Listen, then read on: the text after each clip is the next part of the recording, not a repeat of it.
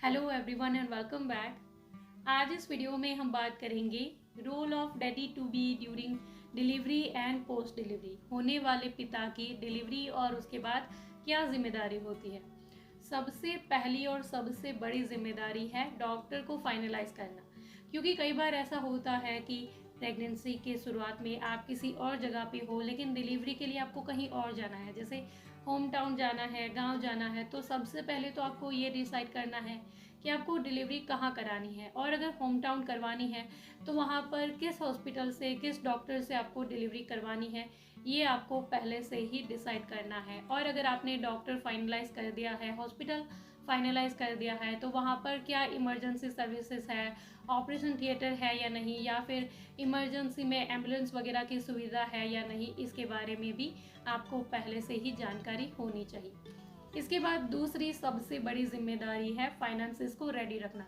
अब आपने डॉक्टर और हॉस्पिटल फाइनलाइज कर दिया, अब आपको ये चेक करना है कि जिस भी हॉस्पिटल से आप डिलीवरी करवाने वाले हो वहाँ पर नॉर्मल या सिजेरियन डिलीवरी के क्या पैकेजेस हैं, और अगर कोई कॉम्प्लिकेशन आ जाती है तो एक्स्ट्रा क्या चार्जेस हो सकते हैं, ताकि उस हिसाब से फिर आप फाइनेंसेस मैनेज कर पाओ।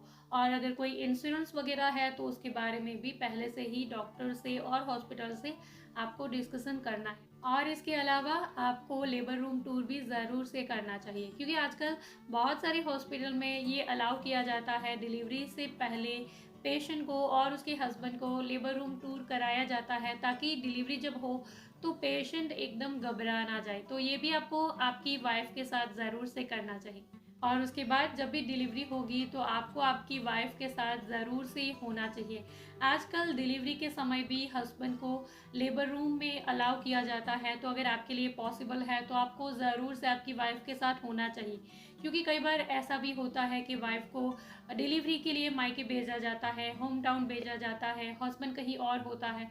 तो अगर डिलीवरी के समय आप आपकी वाइफ के साथ होंगे तो इससे आपकी वाइफ को एक पॉजिटिव मेंटल सपोर्ट मिलेगा, और आपके लिए भी बहुत सारी प्रीसियस मेमोरी होगी। आपके बेबी की फर्स्ट क्राई आप सुन पाओगे। तो अगर आपके लिए पॉसिबल है तो आपको ज़रूर से आपकी वाइफ के साथ डिलीवरी के समय होना चाहिए। और सारे इमरजेंसी कॉन्टैक्ट आपके फ़ोन में पहले से ही सेव होने चाहिए, या फिर आप किसी डायरी में नोट डाउन करके रख सकते हो। आपकी वाइफ का हॉस्पिटल बैग 8 साढ़े 8 महीने में आपको रेडी रखना है। जो फाइल है डॉक्टर की या फिर जो इम्पोर्टेंट रिपोर्ट्स है उसको भी हॉस्पिटल बैग में ज़रूर से रखना है। जो इम्पोर्टेंट डॉक्यूमेंट्स होते हैं आपके या आपकी वाइफ का, जो आधार कार्ड वगैरह, वो भी आपको हॉस्पिटल बैग में ज़रूर से रखना है, क्योंकि जब डिलीवरी के लिए आपको इमरजेंसी में जाना होगा तो ये सारी चीज़ें ढूंढने का आपके पास टाइम नहीं होगा। तो इसीलिए आपको ये सारी चीज़ें पहले से ही हॉस्पिटल बैग में रेडी रखना है। इसके अलावा अगर आपने कोई स्टेम सेल बैंकिंग करवाई है तो इसके बारे में भी डॉक्टर के साथ डिस्कशन पहले से ही करना है। और अगर आपने कोई फ़ोटोशूट प्लान किया है बेबी बर्थ के समय तो वो भी आपको हॉस्पिटल में या डॉक्टर को बताना है, या फिर सी सेक्शन का कोई मुहूर्त वगैरह है तो इसके बारे में भी डॉक्टर के साथ डिस्कशन ज़रूर से करना है। और last but not the least, आपके पास एक डायरी और पेन डिलीवरी के समय ज़रूर से होनी चाहिए, या फिर आप अपनी फ़ोन में नोट डाउन कर सकते हैं। बेबी की बर्थ का जो डेट होता है और जो टाइमिंग होता है वो आपको ज़रूर से कहीं लिख कर रखना है, क्योंकि कई बार ऐसा होता है कि बेबी की बर्थ डेट तो हमें हमेशा याद रहती है, लेकिन वो बर्थ टाइमिंग हम भूल जाते हैं। जैसे शुरुआत में कुछ टाइम तक हमें याद रहता है, लेकिन over the period of time हम फिर वो टाइमिंग भूल जाते हैं कि बेबी की बर्थ का टाइमिंग क्या था। तो ये सारी चीज़ें आपको पहले से ही नोट डाउन करके रखनी है, चाहे डायरी में लिख लीजिए या फिर फ़ोन में सेव कर लीजिए। तो ये सारी जिम्मेदारी भी आपकी है। So this is all for today. I hope कि मेरी ये सारी बातें, ये छोटी सी इन्फॉर्मेशन आपके लिए ज़रूर से यूज़फुल रही होगी।